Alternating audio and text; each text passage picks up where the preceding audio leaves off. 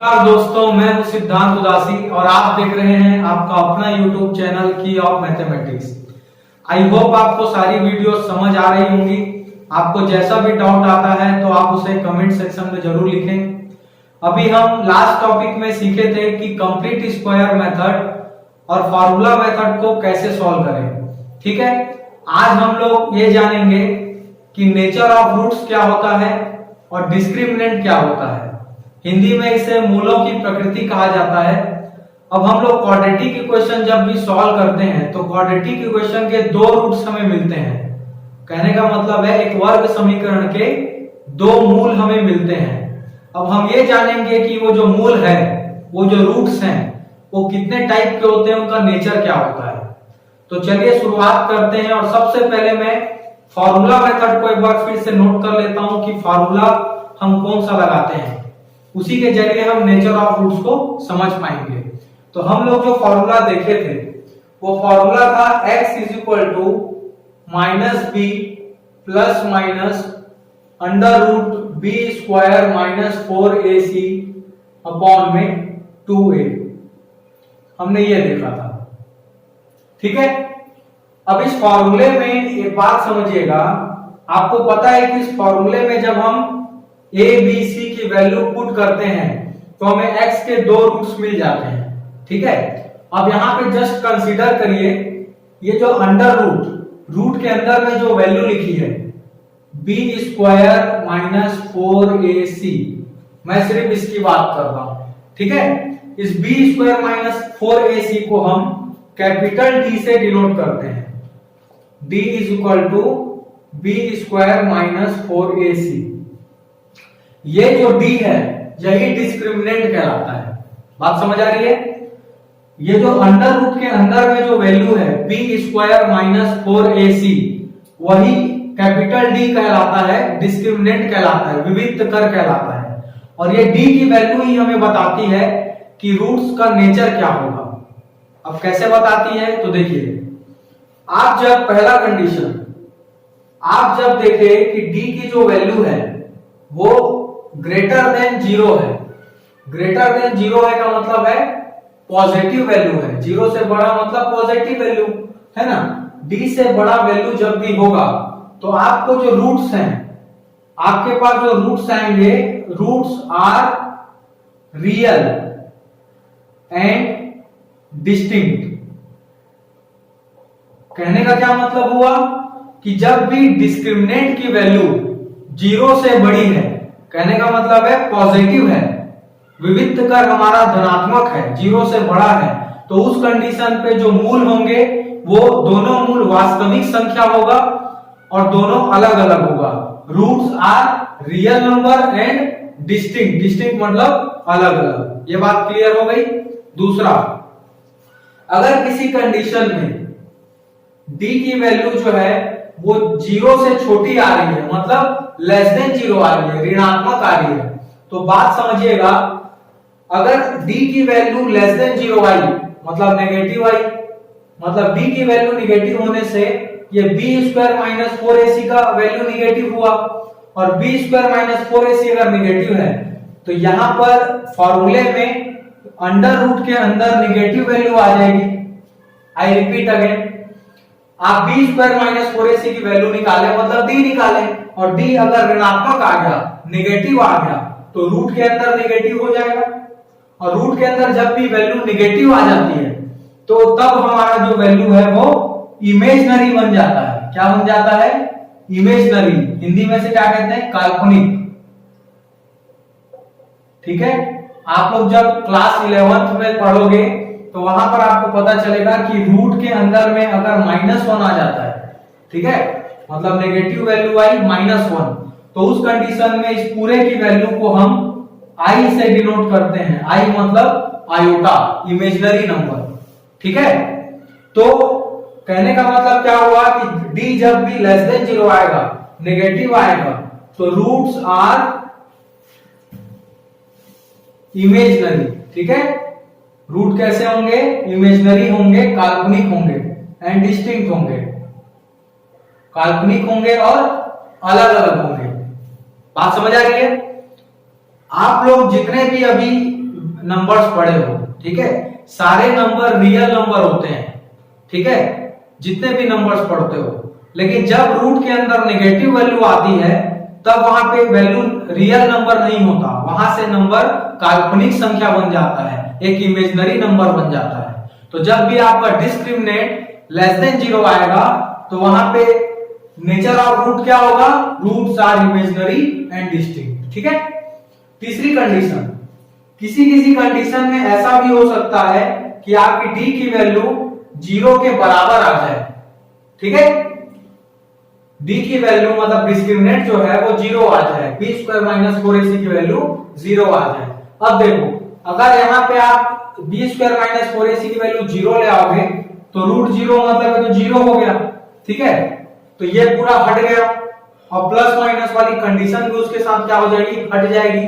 तो इस कंडीशन में रूट्स जो है, रूट्स आर रियल, रियल तो होगा ही होगा, क्यों, क्योंकि रूट वाली कंडीशन ही हट गई तो रूट के अंदर माइनस वाला लफड़ा भी खत्म हो गया, ठीक है। रूट्स क्या होगा, सिर्फ रियल होगा और साथ ही साथ इक्वल होगा, ठीक है, मूल बराबर होंगे एवं वास्तविक होंगे, ठीक है। तो ये तीनों चीजों को मैं फिर से बता रहा हूं, पर समझिएगा। आपको क्वेश्चन दो टाइप से आएगा। पहला क्वेश्चन, फाइंड डिस्क्रिमिनेंट, विविधकर ज्ञात कीजिए, तो वहां पर आपको सिर्फ इस फॉर्मूले से विविधकर को निकाल के दिखाना है, डिस्क्रिमिनेंट फाइंड करके दिखाना है, बी ए और सी की वैल्यू यहां पुट अप करके। लेकिन अगर आपसे साथ में ये पूछता है कि आप नेचर ऑफ रूट को बताइए, तब भी आपको डिस्क्रिमिनेंट तो निकालना ही पड़ेगा। जब आपका डिस्क्रिमिनेंट निकलेगा तो आपको चेक करना है हमारा जो डिस्क्रिमिनेंट है वो 0 से बड़ा आया है या 0 से छोटा आया है या 0 के बराबर आया है, मतलब डी पॉजिटिव आया है या नेगेटिव आया है या फिर इक्वल टू 0 आया है। ये पता लगा लोगे तो आपको पता चल जाएगा कि अगर डी 0 से बड़ा है तो रूट्स रियल और डिस्टिंक्ट होंगे, डी अगर 0 से छोटा है तो रूट्स इमेजिनरी एंड डिस्टिंक्ट होंगे, डी अगर 0 के बराबर है तो वहां पर रूट्स जो है वो रियल और इक्वल होंगे, ठीक है। यहां पर मैंने 3 क्वेश्चन लिया है। अब हम लोग तीनों क्वेश्चन को लाइन बाय लाइन बनाएंगे, लाइन बाय लाइन बनाकर चेक करेंगे कि किसका डिस्क्रिमिनेंट कितना है और नेचर ऑफ रूट उसका क्या है, ठीक है। तो चलिए देखते हैं। मैं यहां से इन सब चीजों को मिटा देता हूं, आप लोग इसे स्क्रीनशॉट करके अपने कॉपी में नोट कर सकते हैं।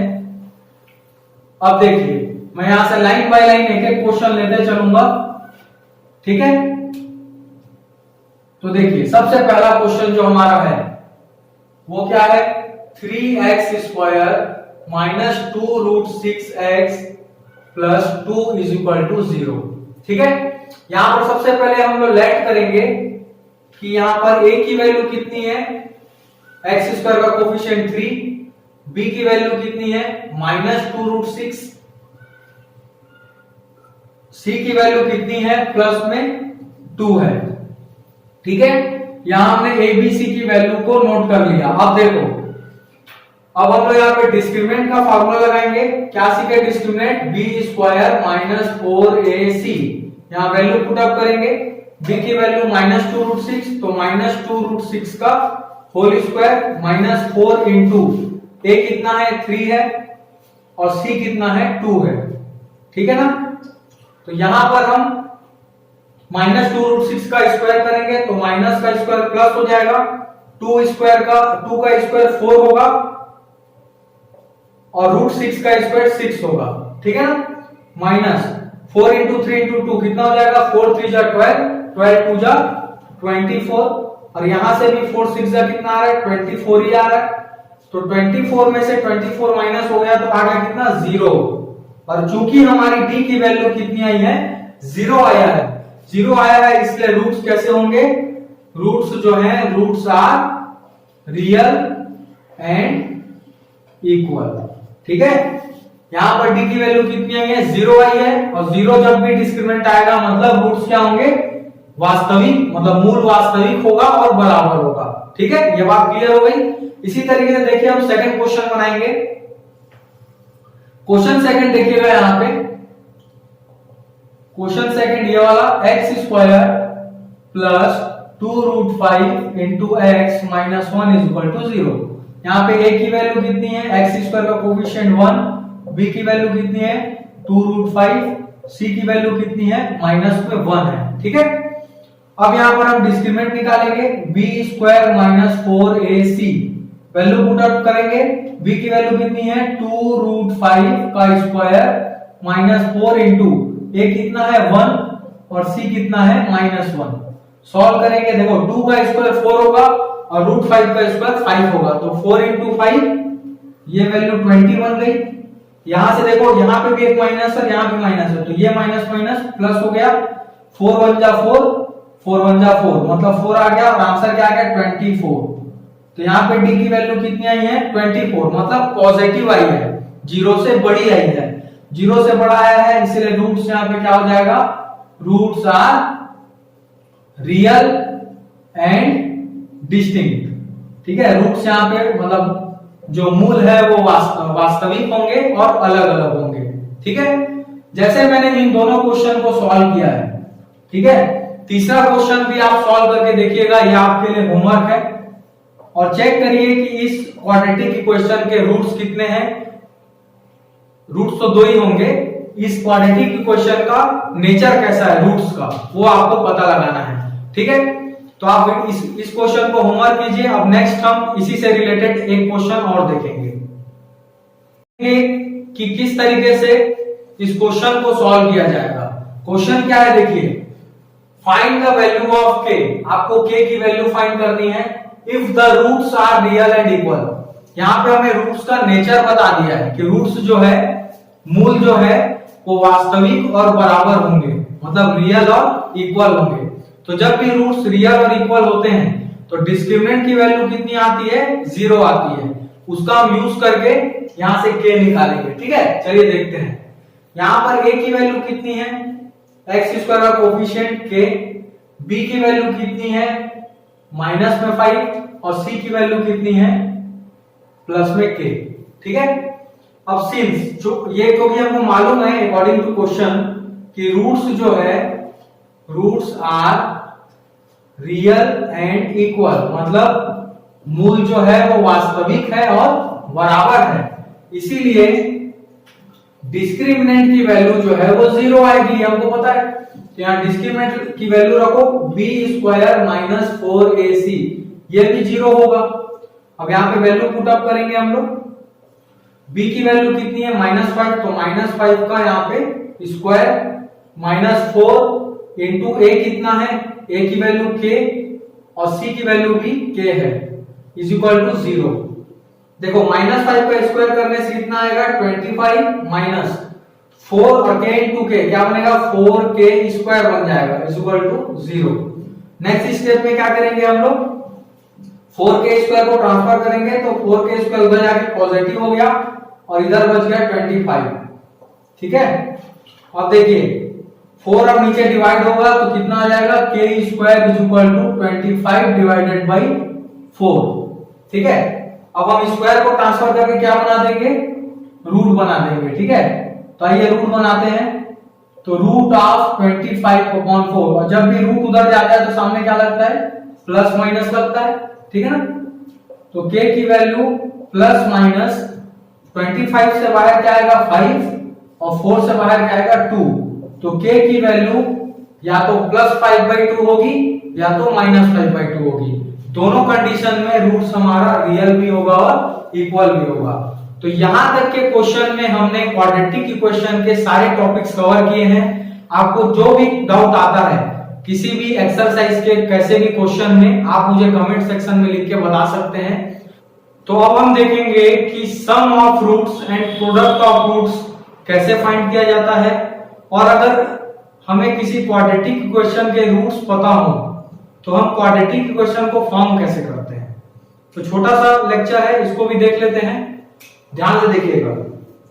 आपके पास कोई भी क्वाड्रेटिक इक्वेशन का जनरल फॉर्म किस तरीके से दिखता है, ax square plus bx plus c बराबर 0, ये आपको पता है। फिर सम ऑफ रूट्स के बारे में हम लोग पढ़ चुके हैं क्वाड्रेटिक पॉलिनोमियल में कि sum of roots is equal to कितना होता है -b/a, and product of roots कितना होता है C अपॉन A। वहां पर हम जीरोस लिखते थे, sum of zeros, product of zeros. Zeros और रूट्स का मतलब वही है, फॉर्मूला भी वही है। और अगर आपके पास क्वाड्रेटिक इक्वेशन के रूट्स पता हो, सपोज रूट्स हैं लेट, पहला रूट अल्फा है और दूसरा रूट बीटा है। जनरल फॉर्म में हम लेट कर रहे हैं कि एक रूट अल्फा है और एक दूसरा रूट बीटा है। तो हम क्वाड्रेटिक इक्वेशन फॉर्म करने के लिए x square minus alpha plus beta of x plus alpha into beta बराबर 0, इसका यूज करते हैं। ठीक है, अगर हम इसको ध्यान से देखें तो इसका मतलब क्या है, x square minus alpha plus beta, alpha और बीटा कौन है, रूट्स हैं, और मैं बीच में क्या लगाया हूं, प्लस लगाया हूं, इसका मतलब सम ऑफ रूट्स है, नहीं है? तो ये सम ऑफ रूट्स है, मूलों का योग, प्लस अल्फा इंटू बीटा क्या है, प्रोडक्ट ऑफ रूट्स है, तो प्रोडक्ट ऑफ रूट्स मूलों का गुणनफल बराबर 0। ठीक है, अगर हम इतना काम करेंगे तो हम सम ऑफ रूट्स निकाल सकते हैं, प्रोडक्ट ऑफ रूट्स निकाल सकते हैं, और अल्फा बीटा मतलब अगर रूट्स गिवन हो तो हम क्वाड्रेटिक इक्वेशन को फॉर्म भी कर सकते हैं। तो यहां पर 3 क्वेश्चंस हैं, इसको मैं लेके चलता हूं और आपको वन बाय वन इस चीज को समझाता हूं। ठीक है,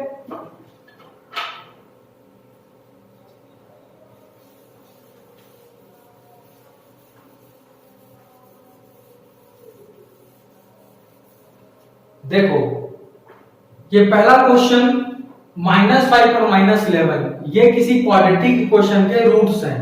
हमको इससे ये पता लगाना है कि क्वाड्रेटिक इक्वेशन कैसा होगा।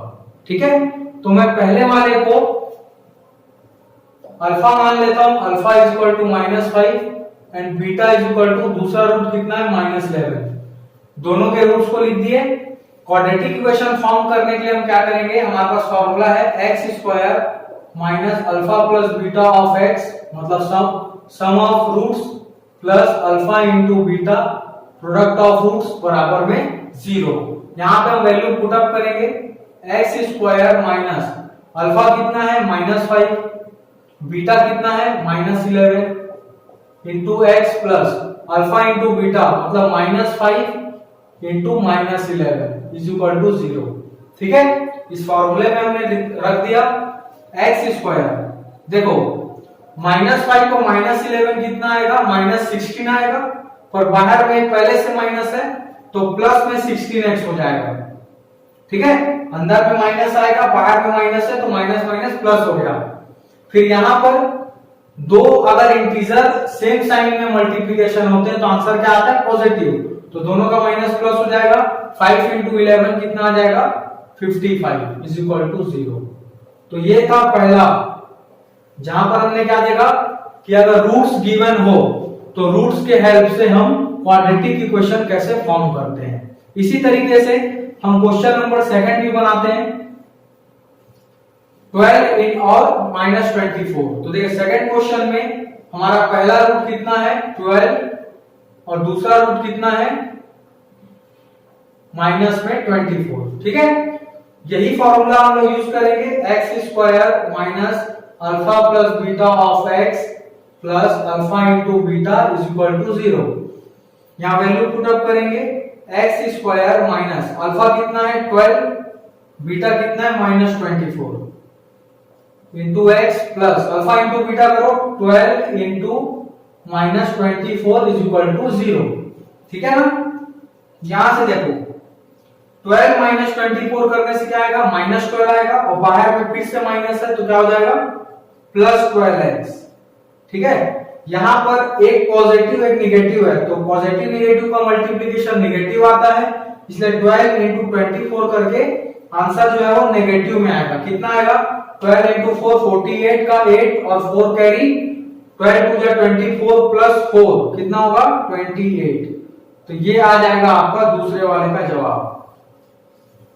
ठीक है, इसी तरीके से जब भी आपको किसी भी क्वाड्रेटिक इक्वेशन के रूट्स पता हो तो आप इस फॉर्मूले को लगा के क्वाड्रेटिक इक्वेशन को फॉर्म कर सकते हो। ये तीसरा क्वेश्चन मैंने लिया है sum of roots and product of roots निकालने के लिए। ठीक है, यहां पे मैंने जीरोस लिख दिया है क्योंकि जीरोस और रूट्स का मतलब एक ही होता है, ठीक है ना। तो यहां पर चलिए सॉल्व करते हैं इसको। यहाँ पे a की वैल्यू कितनी है 3, b की वैल्यू कितनी है -5 और c की वैल्यू कितनी है -2। ठीक है, जब आप सम ऑफ जीरोस निकालेंगे मतलब सम ऑफ रूट्स निकालेंगे तो फॉर्मूला क्या होता है -b/a। तो यहाँ वैल्यू रखो, माइनस फॉर्मूले का है, b की वैल्यू कितनी है -5 तो उसको ब्रैकेट में शो करेंगे, अपॉन a की वैल्यू कितनी है 3। तो यहां से हमारा आंसर क्या आ रहा है माइनस माइनस प्लस मतलब 5/3। ये आ गया पहला आंसर। अब प्रोडक्ट ऑफ जीरोस निकालना है, तो प्रोडक्ट ऑफ जीरोस का फॉर्मूला क्या होता है c/a, या इसको रूट्स भी लिख सकते हैं c/a। तो यहाँ पे वैल्यू रखेंगे, c की वैल्यू कितनी है -2 अपॉन a की वैल्यू कितनी है 3। तो यहां पर प्रोडक्ट ऑफ जीरोस कितना आया -2/3। तो आई होप आपको समझ आया होगा कि सम एंड प्रोडक्ट ऑफ जीरोस या रूट्स कैसे निकाला जाता है। और अगर किसी भी क्वाड्रेटिक इक्वेशन का रूट्स गिवन हो, मूल पता हो, तो हम उससे वर्ग समीकरण यानी क्वाड्रेटिक इक्वेशन को फॉर्म कैसे करते हैं। तो आई होप आपको सारी बातें समझ आई है। अभी तक की वीडियो में हमने क्वाड्रेटिक इक्वेशन के सारे टॉपिक्स कवर किए हैं। आपको कहीं भी कैसी भी दिक्कत आती है आप कमेंट सेक्शन में लिख के हमें जरूर बताएं। तो अब हम नेक्स्ट वीडियो में मिलेंगे चैप्टर 4 के साथ, अर्थमेटिक प्रोग्रेशन, जिसे हिंदी में कहा जाता है समांतर श्रेणी। आप प्लीज वीडियो को एक लाइक एंड सब्सक्राइब कर दें, जिससे हमें मोटिवेशन मिलता रहेगा। Thank you so much.